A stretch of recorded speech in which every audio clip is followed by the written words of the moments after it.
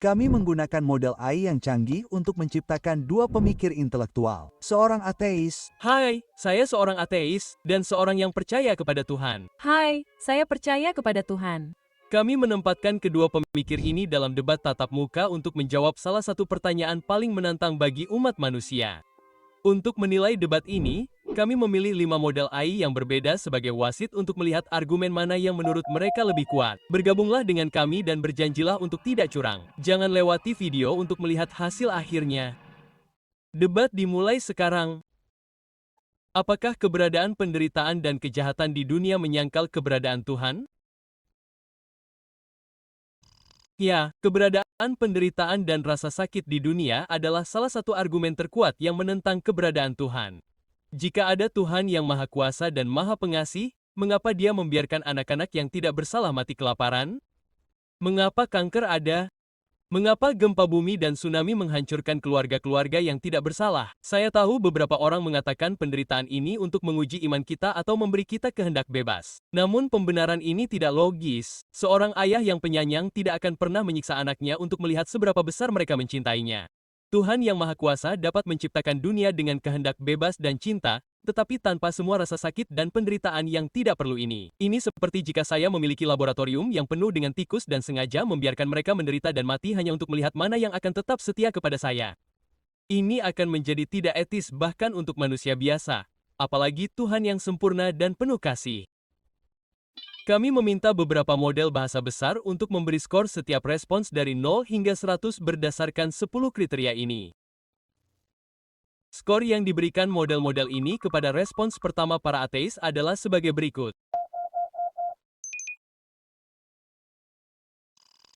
Saya tidak menyangkal penderitaan yang ada di dunia, tetapi penderitaan ini bukanlah bukti bahwa Tuhan tidak ada. Bahkan, tanpa Tuhan, kita bahkan tidak dapat mengatakan sesuatu itu buruk atau tidak etis. Ketika Anda mengatakan penderitaan anak-anak yang tidak bersalah itu buruk, Anda menggunakan standar moral yang membutuhkan sumber transenden. Pertimbangkan contoh laboratorium tikus Anda. Menurut Anda, mengapa menyakiti tikus itu salah? Di dunia tanpa Tuhan, kita semua hanyalah kumpulan atom yang berkumpul secara acak. Dalam pandangan ini, penderitaan dan rasa sakit tidak memiliki makna yang nyata. Itu hanyalah reaksi kimia di otak. Selain itu, kita tidak dapat memastikan bahwa Tuhan tidak memiliki alasan yang baik untuk membiarkan penderitaan ini. Seperti seorang anak yang tidak mengerti mengapa orang tuanya mengizinkan mereka mendapatkan vaksin yang menyakitkan. Dari sudut pandang kita yang terbatas, kita mungkin tidak memahami semua kebijaksanaan ilahi.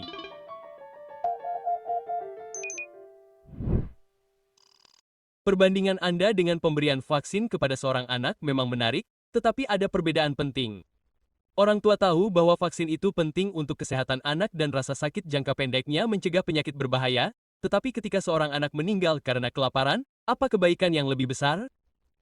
Mengenai etika tanpa Tuhan, argumen Anda tidak logis. Kita dapat memutuskan apa yang benar dan salah berdasarkan konsekuensi dan dampak tindakan kita terhadap orang lain. Jika suatu tindakan menyebabkan penderitaan yang tidak perlu bagi makhluk cerdas, tindakan itu salah secara moral. Kita tidak membutuhkan Tuhan untuk memahami hal ini. Selain itu, jika etika harus berasal dari sumber yang transenden, bagaimana Anda tahu bahwa sumber itu baik? Mungkin makhluk transenden itu sendiri jahat. Ini adalah pertanyaan Plato yang terkenal. Apakah para dewa menyukai perbuatan baik karena perbuatan itu baik? Atau apakah perbuatan baik itu baik karena para dewa menyukainya?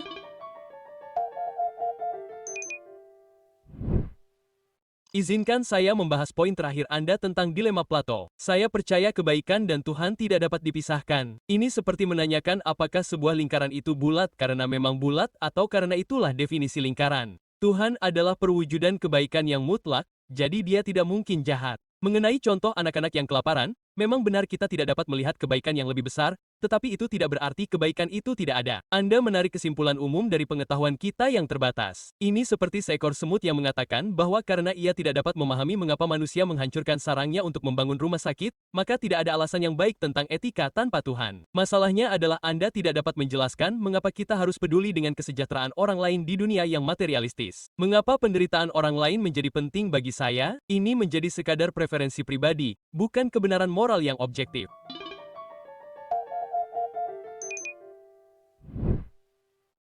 Masalah dengan perbandingan Anda dengan semut adalah bahwa kita manusia, tidak seperti semut, memiliki kemampuan untuk memahami dan menganalisis moral. Dan dengan kemampuan ini, kita melihat bahwa banyak penderitaan di dunia ini sama sekali tidak berarti dan tidak perlu. Anda bertanya mengapa kita harus peduli dengan kesejahteraan orang lain. Saya katakan ini adalah pertanyaan yang seharusnya ditanyakan kepada orang beriman. Apakah Anda hanya peduli dengan orang lain karena Tuhan berkata demikian? Artinya, jika Tuhan berkata menyiksa anak-anak itu baik, apakah Anda akan menerimanya? Sebagai makhluk sosial dan rasional, kita dapat memahami bahwa kerjasama dan empati sangat penting untuk kelangsungan hidup dan kemajuan masyarakat. Etika berasal dari pemahaman alamiah dan evolusioner ini, bukan dari perintah makhluk transenden. Selain itu, sejarah telah menunjukkan bahwa kepercayaan agama sendiri terkadang mengarah pada imoralitas dan kekerasan.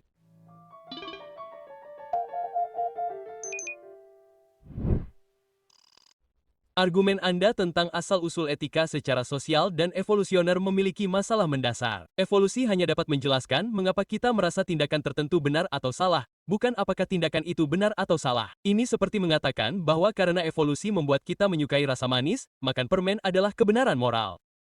Mengenai pertanyaan Anda tentang menyiksa anak-anak, Anda membuat asumsi yang mustahil. Ini seperti bertanya, apa yang akan terjadi jika 2 tambah 2 sama dengan 5? Tuhan tidak dapat mengatakan menyiksa anak-anak itu baik karena itu bertentangan dengan kodratnya yang benar-benar baik. Memang benar bahwa beberapa orang beragama telah melakukan hal-hal yang tidak bermoral, tetapi ini menunjukkan bahwa mereka telah menyimpang dari prinsip-prinsip agama mereka, bukan berarti agama itu sendiri bermasalah. Sama seperti jika seorang ilmuwan menipu, itu tidak berarti metode ilmiahnya salah.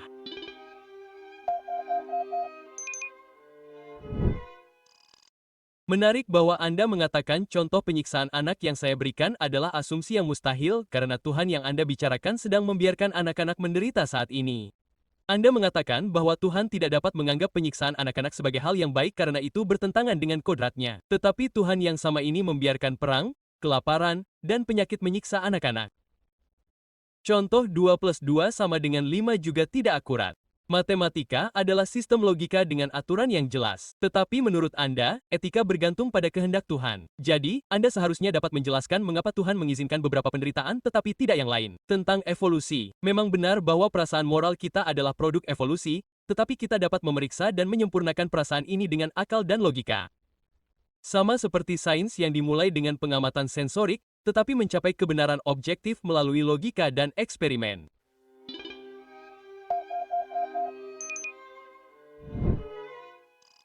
Anda membandingkan penderitaan alami dengan penderitaan yang disengaja, yang tidak benar. Ketika seseorang dengan sengaja menyiksa seorang anak, itu berbeda dengan ketika bencana alam terjadi. Itu seperti perbedaan antara seseorang yang dengan sengaja membakar rumah Anda. Mengenai perbedaan antara matematika dan etika, kebenaran matematika ini sebenarnya ada secara independen dari kita, kebenaran moral juga ada secara independen dari kita dan berakar pada hakikat Tuhan. Kebenaran moral ini tidak dapat diubah seperti hukum matematika. Perbandingan Anda dengan sains juga bermasalah. Sains hanya dapat memberitahu kita apa yang ada, bukan apa yang seharusnya. Anda tidak dapat memperoleh seharusnya dari apa yang ada. Jadi, bahkan jika kita tahu empati dan kerjasama bermanfaat bagi kelangsungan hidup masyarakat, ini saja tidak dapat menjadi prinsip moral.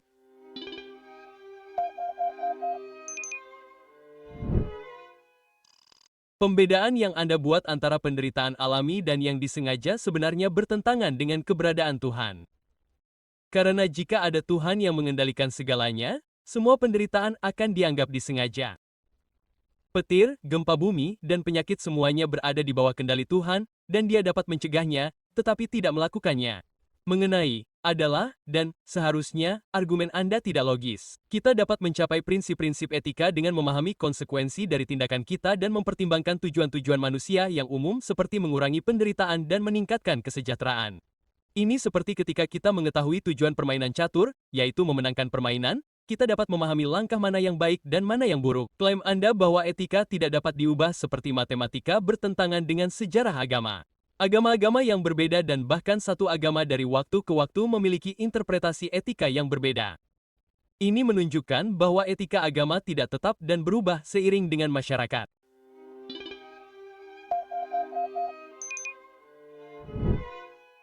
Ketika Anda mengatakan Tuhan dapat mencegah semua bencana alam, Anda membayangkan dunia yang tidak realistis. Hukum-hukum alam sangat penting agar dunia berfungsi. Misalnya, pergerakan lempeng tektonik yang sama yang menyebabkan gempa bumi diperlukan untuk membentuk gunung-gunung dan menjaga atmosfer bumi. Catur Anda menarik, tetapi ingatlah bahwa manusia menciptakan aturan-aturan catur.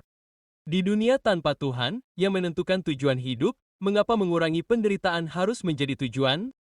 Seseorang mungkin mengatakan meningkatkan kekuasaan atau kesenangan pribadi lebih penting daripada mengubah etika agama. Anda mengacaukan interpretasi manusia tentang prinsip-prinsip moral dengan prinsip-prinsip itu sendiri. Ini seperti mengatakan bahwa karena pemahaman kita tentang fisika telah berubah sepanjang sejarah, hukum fisika juga telah berubah. Kebenaran moral itu konstan.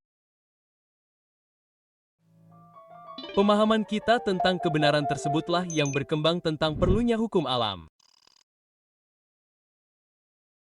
Lihat, Tuhan Yang Maha Kuasa dapat menciptakan dunia tempat hukum-hukum ini bekerja tanpa menyebabkan penderitaan. Mengapa gempa bumi tidak dapat terjadi hanya ketika tidak ada orang di daerah tersebut? Atau mengapa kanker harus ada?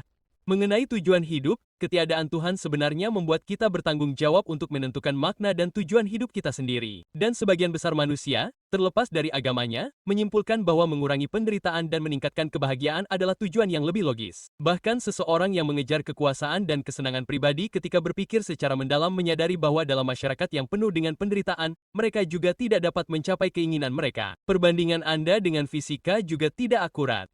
Kita dapat menemukan hukum fisika melalui eksperimen dan observasi. Tetapi bagaimana kita dapat menemukan kebenaran moral yang tetap ini yang Anda bicarakan?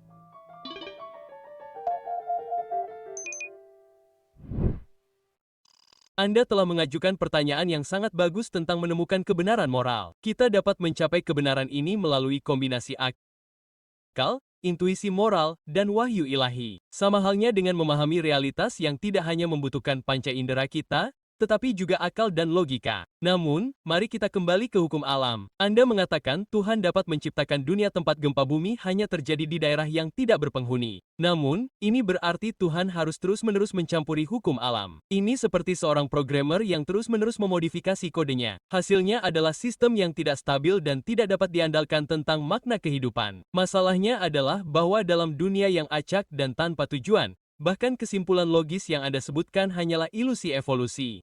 Mengapa kita harus mempercayai kesimpulan dari otak yang berevolusi hanya untuk bertahan hidup?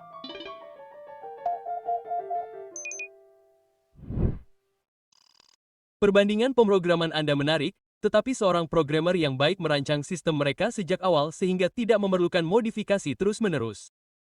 Tuhan Yang Maha Kuasa dapat menulis hukum fisika sejak awal dengan cara yang tidak menyebabkan penderitaan yang tidak perlu. Anda mengatakan kita tidak boleh mempercayai kesimpulan dari otak yang berevolusi. Namun, argumen ini membantah dirinya sendiri karena kepercayaan kepada Tuhan juga merupakan produk dari otak ini.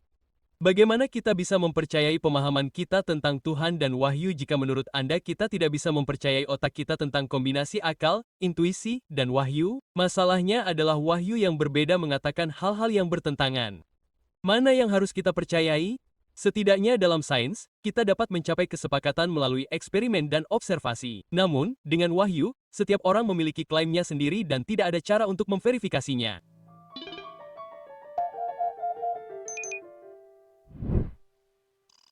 Anda telah membuat poin yang bagus tentang kontradiksi antara wahyu yang berbeda. Namun, masalah ini juga ada dalam sains. Teori-teori ilmiah terkadang saling bertentangan. Solusinya adalah menemukan penjelasan terbaik menggunakan akal dan pengalaman. Sama seperti seorang ilmuwan memilih teori yang memberikan penjelasan yang lebih baik dari antara berbagai agama yang berbeda mengenai rancangan awal dunia. Ingatlah bahwa kita tidak tahu apakah dunia ini bukanlah keadaan terbaik yang mungkin terjadi. Mungkin setiap perubahan dalam hukum fisika akan menyebabkan masalah yang lebih besar. Ini seperti memberitahu seorang insinyur mengapa mereka tidak membangun jembatan yang lebih kuat sementara tidak tahu bahwa jembatan yang lebih kuat mungkin akan menyebabkan masalah lain. Dan tentang mempercayai otak kita, ada perbedaan penting. Jika Tuhan menciptakan kita, kita dapat yakin bahwa kemampuan penalaran kita dirancang untuk memahami kebenaran, bukan hanya untuk bertahan hidup.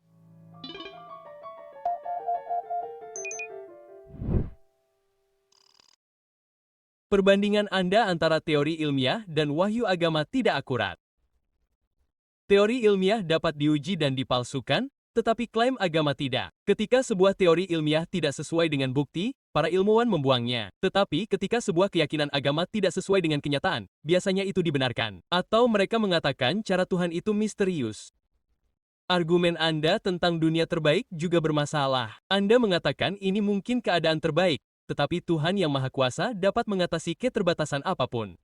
Contoh jembatan tidak tepat karena seorang insinyur memiliki keterbatasan fisik, tetapi Tuhan tidak. Dan terakhir, argumen Anda tentang mempercayai akal budi bersifat melingkar. Anda berkata, karena Tuhan menciptakan akal budi kita, maka akal budi kita dapat dipercaya. Tetapi bagaimana Anda tahu Tuhan menciptakan akal budi kita? Karena akal budi Anda mengatakan demikian. Argumen ini berputar-putar.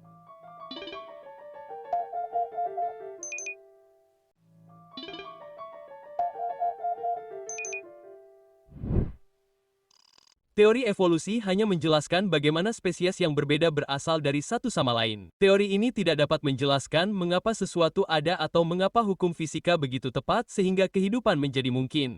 Mengenai berbagai pengalaman spiritual, saya setuju bahwa semuanya tidak mungkin benar dalam arti yang sama. Namun, ini seperti beberapa orang menyentuh seekor gajah dalam kegelapan. Masing-masing memahami sebagian dari kebenaran. Berbagai pengalaman spiritual mungkin mewakili berbagai aspek kebenaran transenden. Mengenai pemalsuan, memang benar bahwa beberapa orang yang beriman menyangkal bukti apapun, tetapi masalah ini juga ada dalam sains. Beberapa ilmuwan berpegang teguh pada teori mereka meskipun ada bukti yang bertentangan. Ini adalah kelemahan manusia, bukan kelemahan agama atau sains itu sendiri.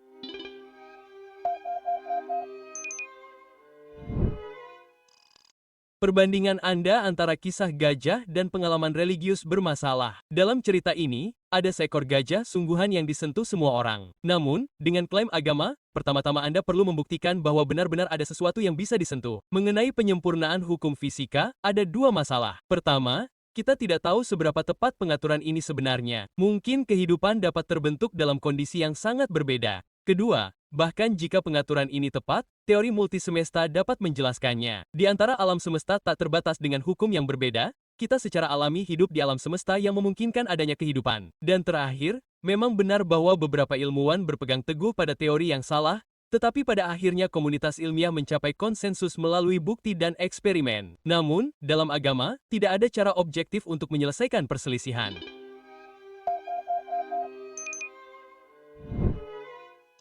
Teori multisemesta yang Anda kemukakan sendiri memiliki masalah serius. Pertama, tidak ada cara untuk menguji atau membuktikannya. Sama persis dengan kritik yang Anda buat terhadap kepercayaan agama. Kedua, bahkan jika itu benar, itu tetap tidak dapat menjelaskan mengapa sesuatu ada alih-alih ketiadaan. Mengenai perbandingan gajah, Anda mengacaukan premis dengan kesimpulan. Saya tidak mencoba membuktikan keberadaan Tuhan dengan contoh ini, tetapi lebih menunjukkan bahwa keberagaman pengalaman keagamaan tidak selalu berarti semuanya salah. Dan tentang konsensus ilmiah. Jangan lupa bahwa banyak kebenaran ilmiah masa kini pernah ditolak oleh mayoritas komunitas ilmiah. Konsensus tidak selalu menjadi tanda kebenaran. Terkadang minoritas yang telah mencapai kebenaran harus melawan mayoritas.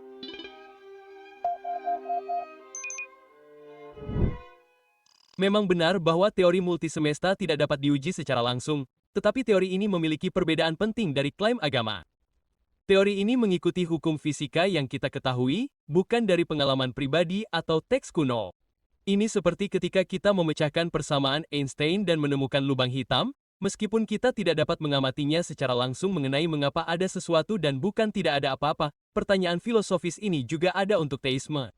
Mengapa ada Tuhan dan bukan tidak ada apa-apa? Jika Anda mengatakan Tuhan selalu ada, kita dapat mengatakan mungkin alam semesta atau multisemesta selalu ada. Dan tentang konsensus ilmiah, memang benar bahwa terkadang itu salah. Tetapi intinya adalah bahwa sains memiliki metode untuk mengoreksi dirinya sendiri. Teori yang salah dibuang dengan bukti baru. Namun, kepercayaan agama biasanya tidak berubah bahkan dengan bukti yang bertentangan tentang multiverse dan persamaan fisika. Intinya adalah bahwa persamaan ini hanya menggambarkan apa yang ada, bukan mengapa itu ada. Bahkan jika kita memahami cara kerja multiverse, kita masih tidak tahu mengapa persamaan dan hukum ini ada. Anda bertanya mengapa Tuhan ada, bukan ketiadaan. Perbedaannya adalah bahwa Tuhan menurut definisinya adalah makhluk yang diperlukan. Artinya, dia tidak mungkin tidak ada. Ini seperti kita tidak dapat bertanya mengapa 2 plus 2 sama dengan 4. Namun, dunia material tidak mungkin ada atau bisa berbeda. Mengenai perubahan kepercayaan, agama sebenarnya juga telah berubah sepanjang sejarah. Misalnya, pemahaman kita tentang teks-teks suci telah diperdalam dengan kemajuan sains. Perbedaannya adalah bahwa dalam sains, realitas permukaan berubah. Dalam agama, pemahaman kita tentang kebenaran yang lebih dalam semakin dalam.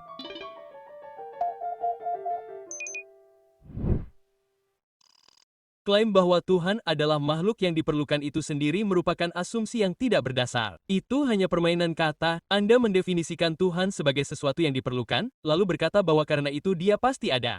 Ini seperti jika saya mendefinisikan naga yang sempurna sebagai makhluk yang perlu ada, jadi dia pasti ada.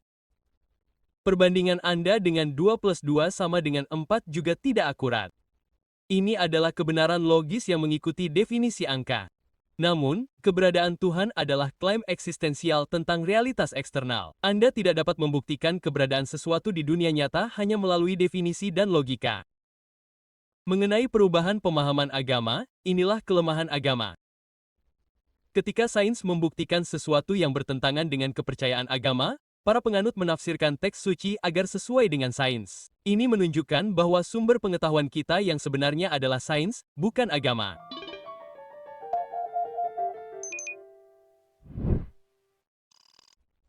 Contoh naga sempurna Anda menarik, tetapi memiliki perbedaan mendasar dari konsep Tuhan.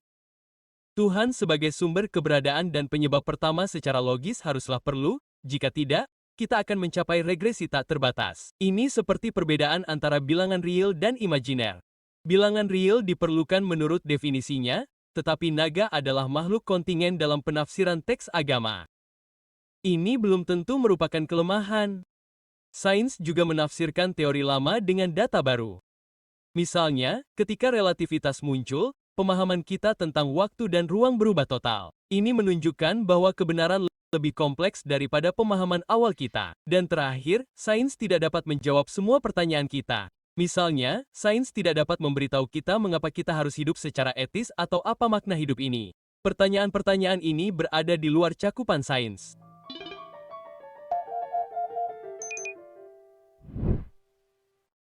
Memang benar bahwa sains tidak dapat langsung menjawab pertanyaan tentang makna dan etika, tetapi sains dapat membantu kita lebih memahami mengapa kita mengajukan pertanyaan-pertanyaan ini. Studi ilmiah menunjukkan bahwa pencarian makna dan etika adalah bagian dari evolusi otak manusia. Kita tidak perlu berasumsi tentang makhluk transenden untuk mengajukan pertanyaan-pertanyaan ini dalam pikiran kita. Tentang sebab pertama dan regresi tak terbatas. Mengapa Tuhan tidak dapat menjadi bagian dari regresi ini? Jika segala sesuatu membutuhkan sebab, Tuhan juga harus memiliki sebab. Jika Anda mengatakan Tuhan tidak membutuhkan sebab, mengapa alam semesta atau hukum fisika tidak dapat ada tanpa sebab? Dan tentang perubahan dalam sains dan agama, ada perbedaan penting. Perubahan dalam sains didasarkan pada bukti baru, tetapi perubahan dalam agama biasanya merupakan reaksi terhadap tekanan eksternal. Sains mengatakan bukti baru ini menunjukkan bahwa kita perlu mengubah teori kita. Agama mengatakan kita perlu menafsirkan teks suci dengan cara yang sesuai dengan sains.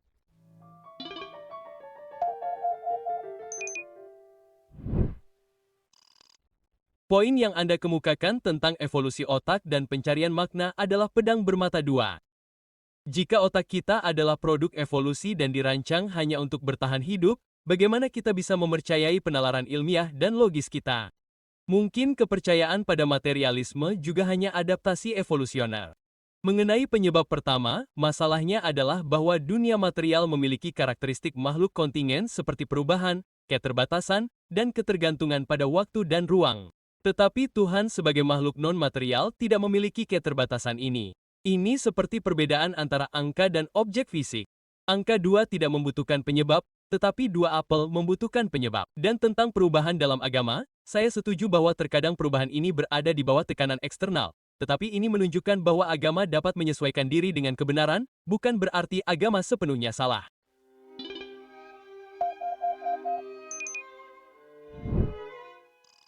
Argumen Anda tentang mempercayai akal budi kembali ke penalaran melingkar yang sama. Anda mengatakan kita tidak dapat mempercayai otak yang berevolusi, tetapi Anda menggunakan otak yang sama untuk berdebat tentang keberadaan Tuhan. Faktanya, kemampuan kita untuk menemukan kebenaran ilmiah dan membangun teknologi menunjukkan bahwa akal budi kita, meskipun merupakan produk evolusi, dapat mencapai kebenaran. Perbandingan Anda tentang Tuhan dengan angka 2 juga bermasalah. Angka adalah konsep abstrak, bukan wujud nyata. Angka 2 tidak memiliki sebab karena tidak memiliki wujud fisik. Itu hanya konsep yang kita definisikan. Namun, Tuhan yang Anda bicarakan seharusnya adalah wujud nyata yang memengaruhi dunia. Dan tentang agama yang beradaptasi dengan kebenaran, ini justru menunjukkan bahwa agama mengikuti sains, bukan membimbing kita menuju kebenaran. Jika agama benar-benar berasal dari pencipta alam semesta, seharusnya tidak perlu banyak perubahan dan penafsiran ulang.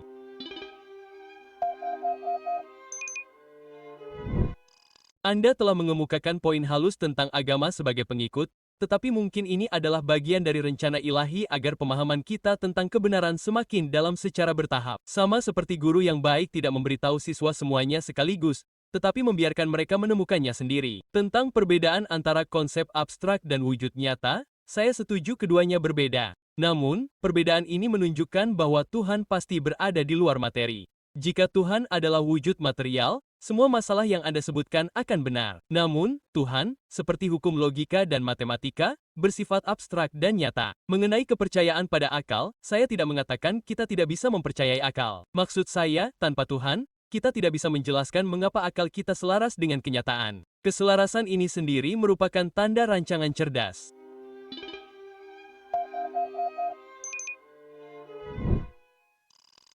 Contoh guru dan murid tidak bisa menjadi pembenaran yang baik untuk perubahan agama. Guru yang baik tidak akan pernah memberikan informasi yang salah kepada muridnya yang kemudian perlu dikoreksi.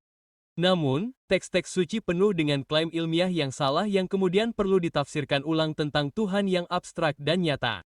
Ini adalah sebuah kontradiksi. Hukum matematika hanya menggambarkan hubungan logis, bukan makhluk nyata. Anda tidak bisa mengatakan Tuhan itu abstrak seperti hukum matematika dan juga mengatakan dia bisa campur tangan di dunia dan menjawab doa. Mengenai keselarasan akal dengan kenyataan, inilah yang dijelaskan oleh evolusi. Makhluk yang tidak memiliki pemahaman yang benar tentang kenyataan tidak dapat bertahan hidup dan bereproduksi. Kita adalah produk dari jutaan tahun seleksi alam yang telah menyelaraskan otak kita dengan kenyataan.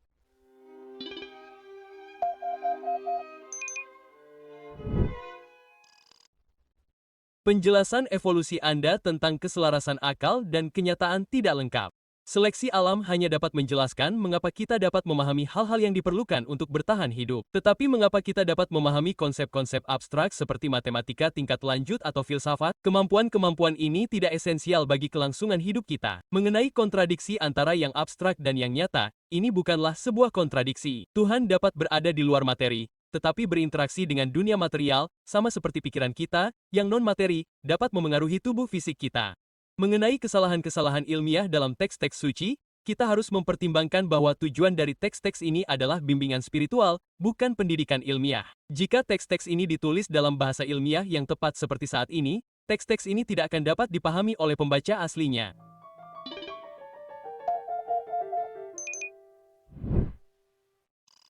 Klaim Anda tentang non-materialitas pikiran adalah contoh yang menarik, tetapi tidak tepat. Sains telah menunjukkan bahwa pikiran adalah produk dari aktivitas otak. Ketika otak rusak, pikiran juga rusak. Ini menunjukkan bahwa pikiran tidak terpisah dari materi.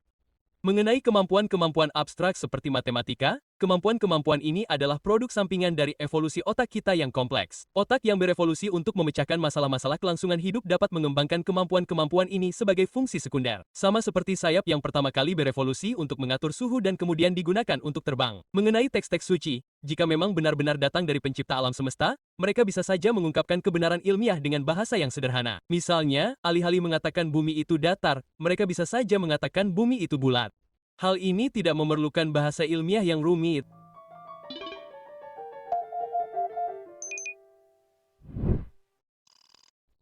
Evolusi kemampuan mental memiliki perbedaan penting dengan evolusi sayap.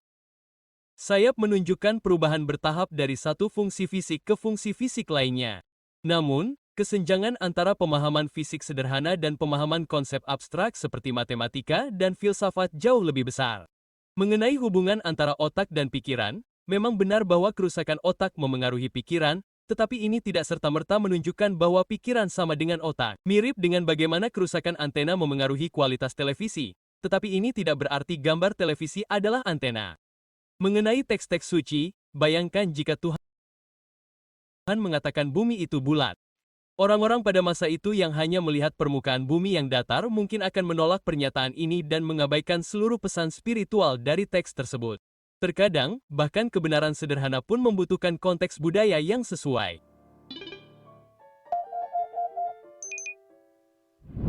Dalam perdebatan ini, kedua belah pihak memperoleh skor tinggi dalam argumentasi mereka, dengan pihak ateis memiliki sedikit keunggulan. Perlu diingat bahwa isi debat ini dan akibatnya skor bergantung pada permintaan awal dan kriteria evaluasi.